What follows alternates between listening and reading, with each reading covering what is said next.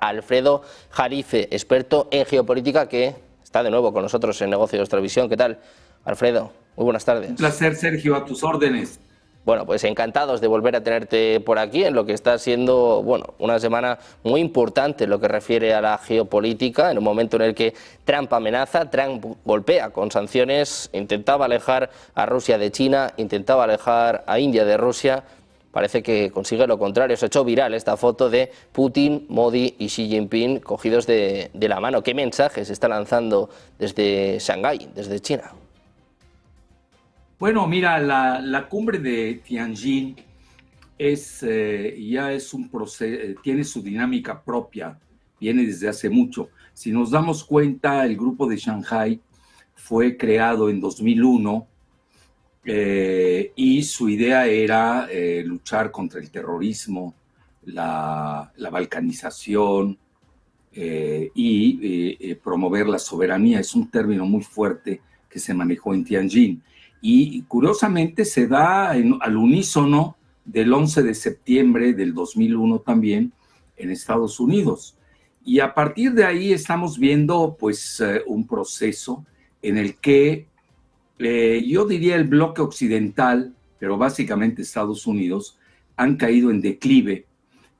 Pero estamos hablando de 24 años, ya ves, el año entrante van a cumplir lo del grupo de Shanghái 25 años, van a tener su cumbre en Kirguistán, y ya todo este montaje del terrorismo islámico después del 11 de septiembre que trató de imponer Estados Unidos para no personalizar al presidente, pues se ha venido abajo, ¿no? Y hoy, mira, si uno ve bien, depende qué abordaje se quiera hacer. Yo creo, esa es mi muy humilde opinión, hay consideraciones que no se pueden pasar por alto de lo que ayer se dio en Tianjin, pero falta todavía el desfile militar. Vamos a ver ahí qué nuevas armas expone China en la época de los misiles hipersónicos, que no tiene Estados Unidos, por cierto.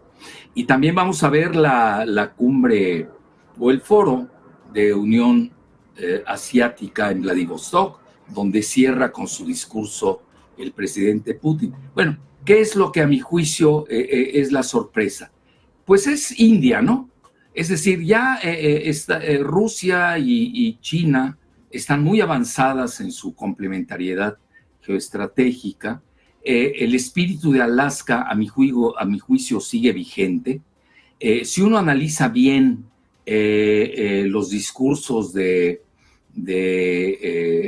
el mandarín Xi Jinping y el zar Vladimir Putin, no son confrontativos para nada. Entonces yo diría que Tianjin reforma al mundo, no lo transforma, porque mantiene las mismas instituciones, creando algunas nuevas. Por ejemplo, la novedad fue el Banco de Desarrollo del grupo de Shanghái, cuando ya los BRICS tienen su propio Banco de Desarrollo, y habría que ver ahí cómo se va a dar ese traslape. Porque aquí lo que sí estamos viendo es de que desde 2001 a la fecha, estamos hablando 24 años, ha subido mucho los BRICS. Hoy los BRICS ya han rebasado al G7, que es el núcleo geoeconómico de Occidente. Y en materia militar ya Rusia rebasó a Estados Unidos. Eso no significa que Estados Unidos ya esté totalmente golpeada.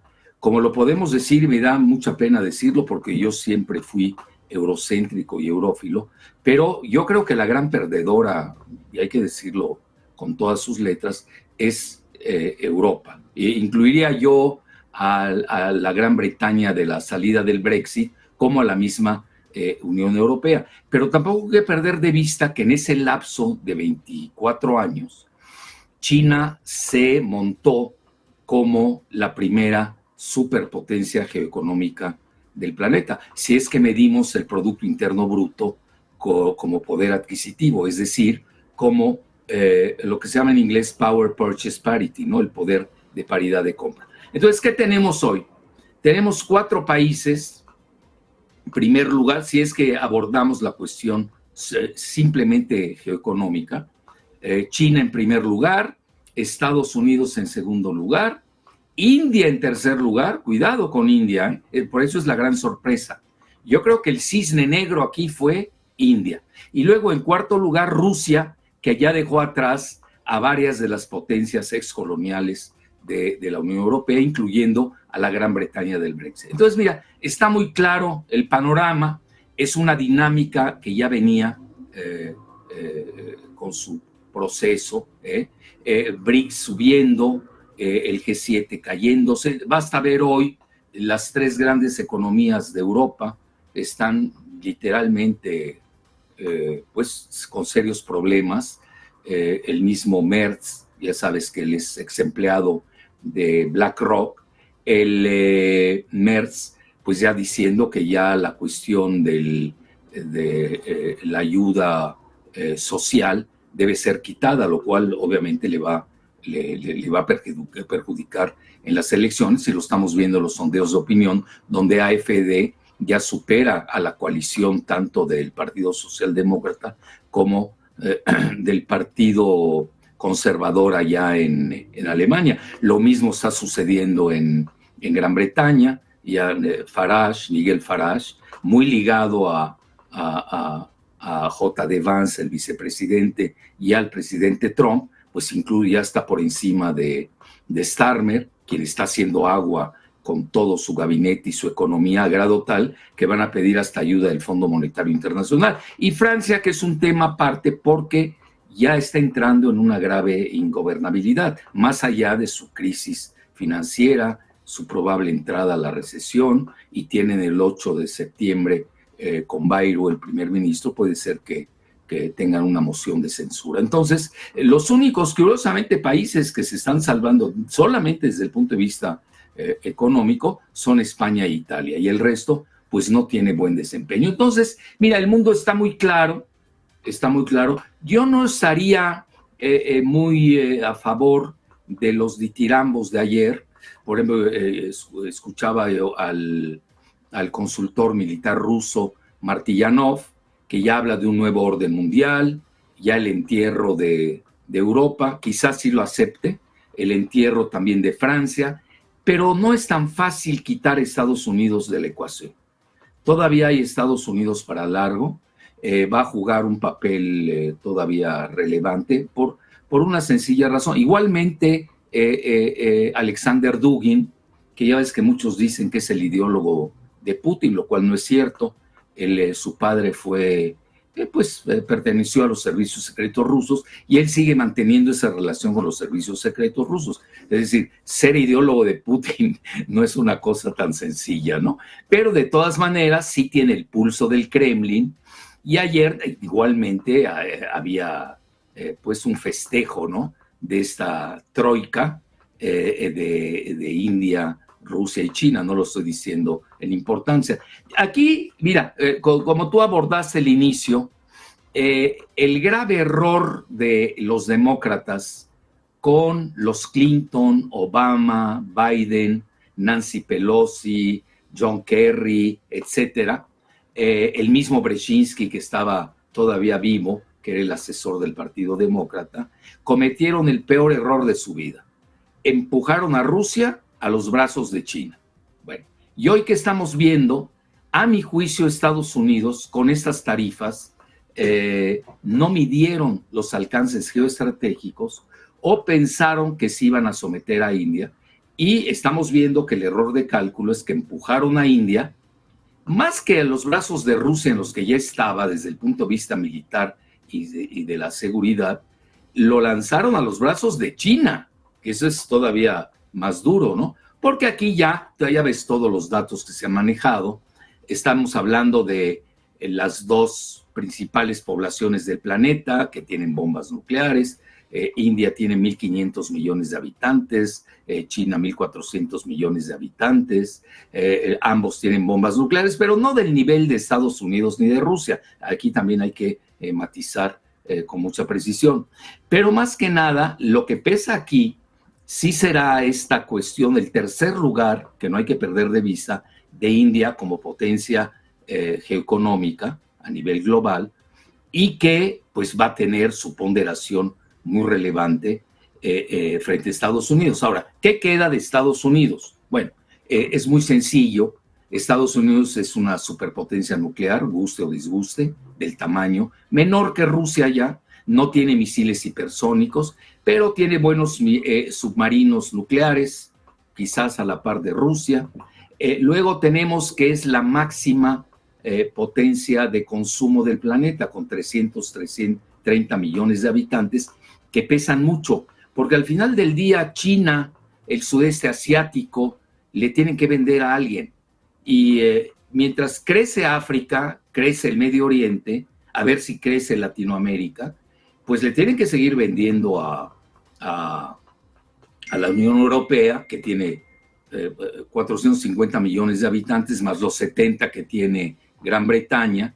Sí, pero estamos hablando más de alrededor de 530 millones de habitantes, consumidores, pero que solamente les queda un paraguas nuclear relativo, que son el de Gran Bretaña y el de Francia.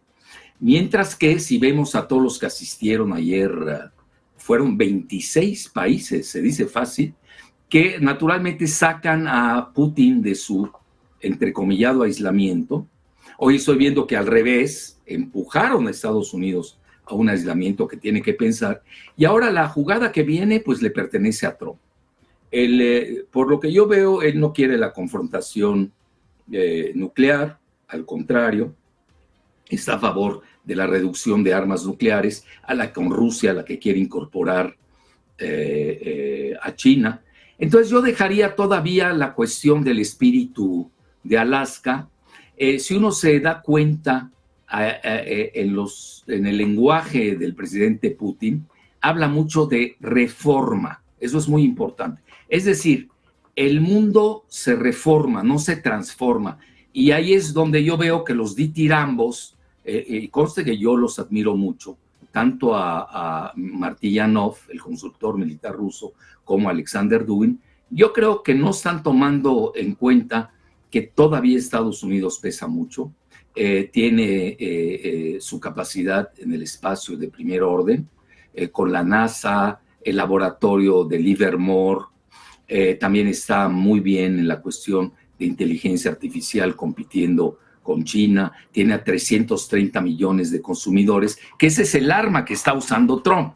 Pero al final del día, pues todos son pragmáticos. China, creo que hay pocos que se asemejen a China en pragmatismo, y ya estamos viendo incluso hasta acercamientos entre China y Estados Unidos, 600,000 alumnos universitarios que van el turismo financiero famoso universitario, que van a llevar grandes flujos de capital a Estados Unidos.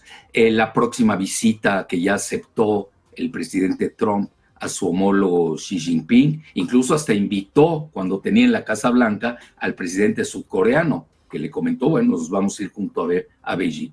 Entonces, yo al nivel de Rusia-China no veo gran cambio frente a Estados Unidos. Lo que sí, y quizás fue el cisne negro, es India.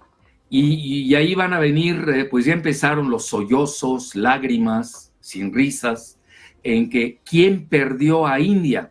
Tenemos a Jim O'Neill, quien acuña el término BRIC, el británico de Manchester, pero yo creo que ayer le ganó el RIC, que es un concepto del ex primer ministro ruso Primakov, del que es gran seguidor nada menos que el canciller ruso Lavrov.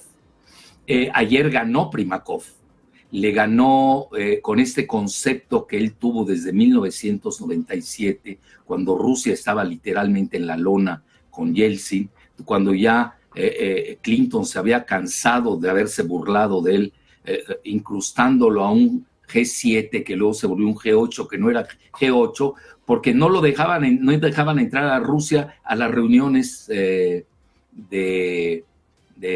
financieras. Y tal es así que yo en su momento hasta lo bauticé como el G7,5. No tenía nada ni de G8 ni de G7. Y al final de cuentas se dieron cuenta los rusos que se habían burlado de ellos y optaron por salirse. Entonces ahí yo no veo un gran cambio. En la relación a India sí, porque el mismo Jim O'Neill, que acuña ese término del BRIC, que le gana a Primakov con el concepto del triángulo euroasiático de Rusia, India y China, pues ya ves, acaba de hacer un escrito, pues yo diría un libelo, ¿no? Una diatriba sin evidencias, donde dice que el presidente Trump es un espía de los BRICS, lo cual, bueno, mata de risa, ¿no? Porque no tiene ninguna evidencia para decirlo, pero eso demuestra más que nada el sollozo que tiene Gran Bretaña cuando su ex colonia India pues no jala con la anglósfera, que era lo que estaban buscando desde hace mucho, pero ya venían problemas también. No hay que olvidar el asunto de Jalistán, ¿no? Que es una provincia en el Punjab de los Sikhs, ¿no? Que quieren su separación, con todo el asunto en Canadá, que Canadá es un barómetro muy importante, donde ahí se han dado choques. No olvidemos que pertenece a la monarquía británica. Se han dado los choques contra Huawei de China y se han dado estos choques separatistas del Jalistán en la misma India. Entonces, esa es la parte, yo diría, le agrega más peso a la dinámica ya que viene desde 2001 a favor del grupo de Shanghái, que hay que sumarle ya y con la que hay traslapes con los BRICS. Eso también hay que decirlo abiertamente. Y por lo demás, pues sí, hoy tenemos noticias muy importantes, pero que ya estaban en el tintero, ya se vienen manejando. Sigue el asunto petrolero muy fuerte, el gasero también, cuando hoy, a pesar del Financial Times, que no le duele, que le dolió mucho la noticia, lo cual es entendible, pues ya viene el famoso Siberia 2, el gasoducto que va de Rusia pasa por Mongolia y llega hasta China, y que es un acuerdo de 30 años, en donde se da una gran cantidad de gas que ya estaba como esbozo, se estaba negociando el precio, y yo creo que la cumbre de Shanghái acelera las reformas, yo no diría del nuevo orden global porque todavía falta mucho. Hay que ver qué va a pasar con la ONU. Hay cosas muy importantes que se dieron, que no hay que soslayarlas, y aquí sí tiene la carga Estados Unidos de ese tremendo problema que es el genocidio en Gaza. Ayer el grupo de Shanghái se pronunció en contra del genocidio. Se habla mucho en términos de civilización, de soberanía civilizatoria, un término muy importante, pero al final del día, si uno revisa la gobernanza global, la iniciativa de gobernanza global, los 5 puntos de China, pues yo diría que es un paso más hacia adelante en el camino que ya habían tenido Rusia y China y que han acelerado hoy con la incorporación de India. Pero así decir que Estados Unidos está totalmente derrotada, yo creo que sería una lectura muy precipitada, cuando todavía es competidor en muchas áreas. Y al final del día, si Trump es inteligente, pues se va a sentar a negociar con Rusia y China. Quizás no lo quiera hacer con India para castigarla, pero pues ya sabes cómo es la política. Bueno, pues pendientes de si hay un nuevo orden mundial o no. El que se está quedando fuera, el que se está quedando atrás, sin duda es Europa. Te quiero preguntar precisamente por informaciones de última hora, que ayer eran portada de Bloomberg o de Financial Times, hablaban de que Rusia habría interferido en el avión de von der Leyen. Hoy refutábamos nosotros esta información. Flightradar informaba, bueno, de que esto no había sucedido, de que el vuelo transcurrió con normalidad, de que nadie interfería en esta señal de GPS, mientras hoy se conocía que los hospitales franceses se preparan para la guerra, ponen una fecha de marzo de 2026. Ya no se habla de 3, de 5 o 10 años, sino que Europa, bueno, pues parece que apuesta por la guerra. Te quiero preguntar por esto, ¿cómo reacciona Europa a estos cambios que hay en la geopolítica mundial y qué te parecen informaciones, bueno, pues como este supuesto sabotaje a von der Leyen, ¿no? Es cuanto menos peligroso. Mira, te voy a contestar con lo que acaba de decir. Ya ves que Putin hoy en Beijing, no hay que perder de vista que se reúne con el presidente de Mongolia y con Xi Jinping en el Palacio del Pueblo, en Tiananmen. Recuerda que hay mucho simbolismo.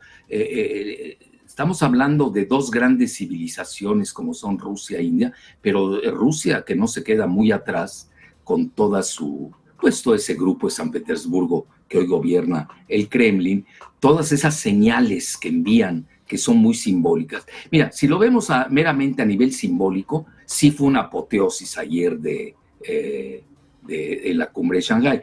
Pero ya si empezamos a analizar con mayor profundidad los logros, eso es lo que hay que ver. Ahora, sí se están viendo logros. Mira, ¿por qué sale lo de von Leyen el día de ayer, ¿no? Pues era también para tratar de eclipsar, ¿no?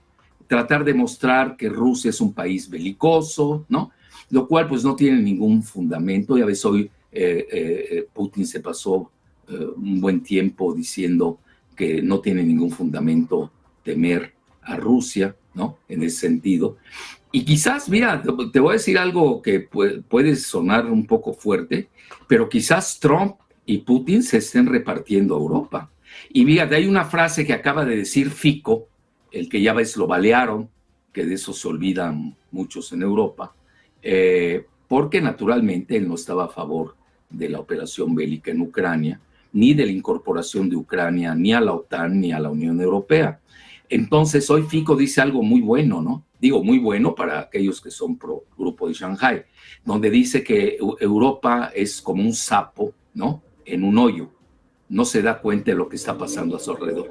Yo creo que en estos momentos, de aquí a 5 años, yo no le veo a la Unión Europea una capacidad de respuesta, ya no se diga rápida, intermedia, desde el punto de vista bélico, porque hoy sí está muy asimétrica la situación.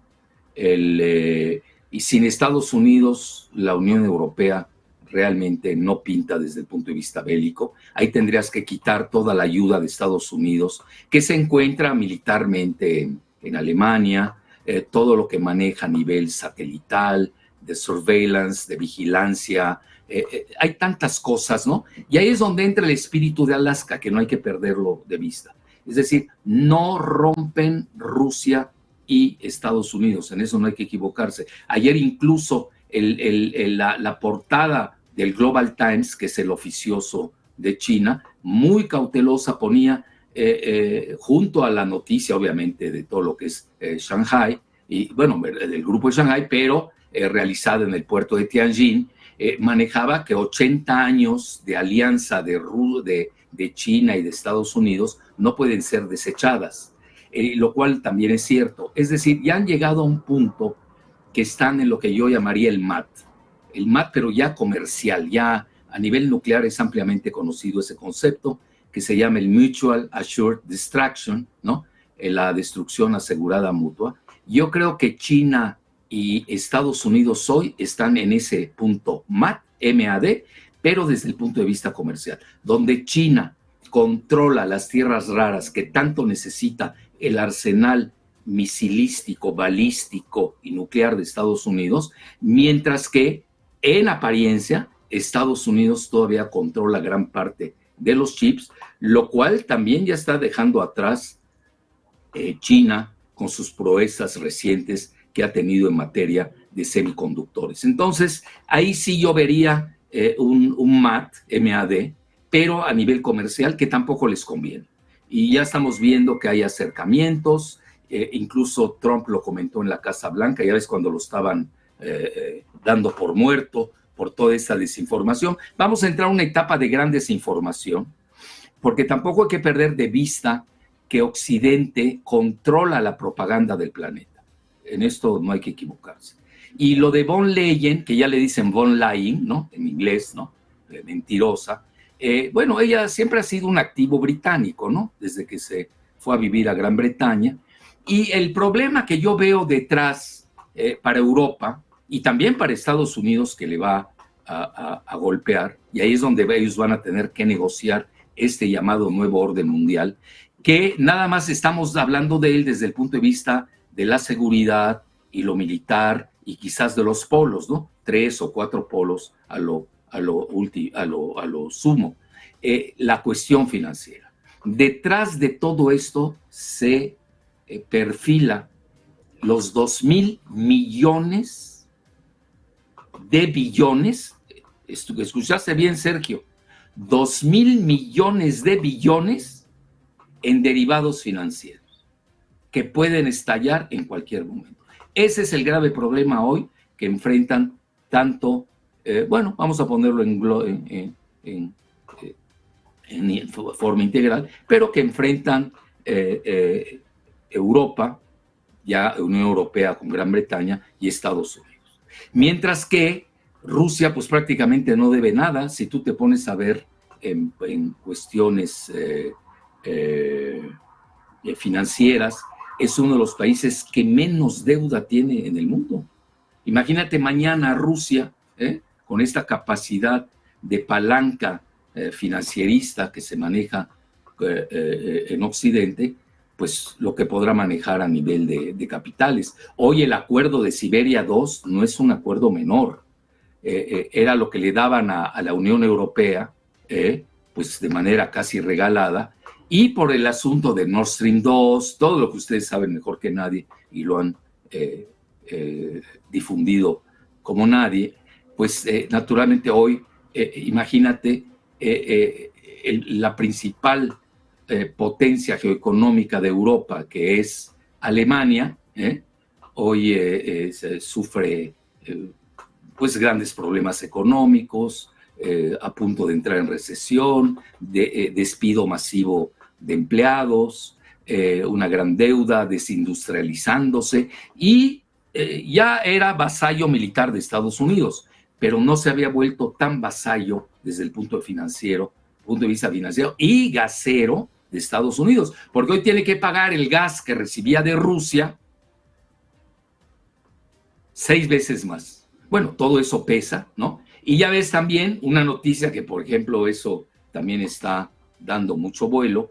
Hoy China está usando y es líder en robótica, 250,000 robots que le ayudan precisamente a bajar el precio de la mano de obra. Y hoy tienes que China, pese a todos los cálculos en contra, pues se han equivocado todos aquellos que están en el área comercial con Trump, porque están viendo al mundo con una visión de túnel, de tarifas.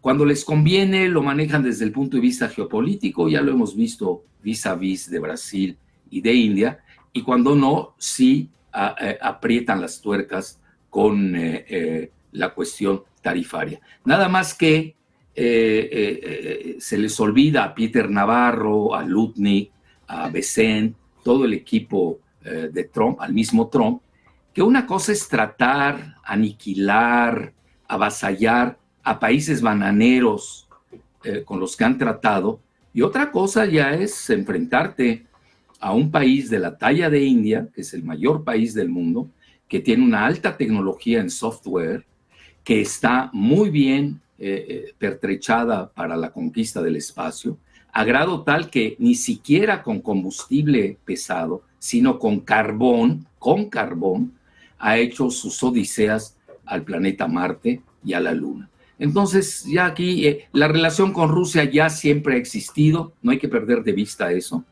Siempre ha existido desde el partido del Congreso, con Nehru, con la familia de Nehru, de los Gandhi,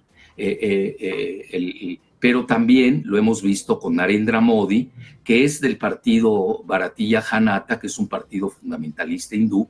Y aquí es donde creo que ahí es donde van a ser las 8 columnas, Sergio. Who lost India? Esa es la gran pregunta que se tienen que hacer hoy en Occidente. ¿Quién perdió a India? Pero de ahí a decir que el nuevo orden mundial se escenificó ayer en